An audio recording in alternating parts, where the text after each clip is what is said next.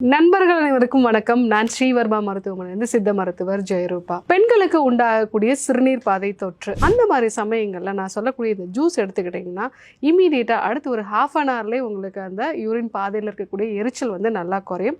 So இந்த juice எப்படி செய்யறது நம்ம பார்க்கலாம். இளநீர் பனங்கற்கண்டு, திராட்சை, பனங்கற்கண்டை நம்ம இடிச்சுக்கலாம். திராட்சையோட விதைகள் அதே மாதிரி அதனுடைய தோல் இது ரெண்டுமே சேர்த்து நம்ம அரைச்சிக்கலாம். இது கூட இந்த இடிச்சு வச்சிருக்கிற பனங்கற்கண்டு, இது கூட கொஞ்சமாக நம்ம தண்ணீர் விட்டு நல்லா இதை அரைச்சிக்கலாம். இதை வடிகட்டிடலாம். இப்போ இது கூட நம்ம ஆல்ரெடி எடுத்து வச்சுருக்கக்கூடிய இந்த இளநீர் நம்ம சேர்த்துக்கலாம். ஸோ இந்த ஜூஸை நம்ம குடித்தோம் அப்படின்னா ஒரு அரை மணி நேரத்துலேயே நமக்கு அந்த யூரின் பாதையில் இருக்கக்கூடிய எரிச்சல் நல்லா குணமாகும். ஸோ இதை நீங்கள் கண்டிப்பாக ட்ரை பண்ணி பாருங்கள். ட்ரை பண்ணி பார்த்துட்டு எப்படி இருக்குங்கிறத சொல்லுங்கள்.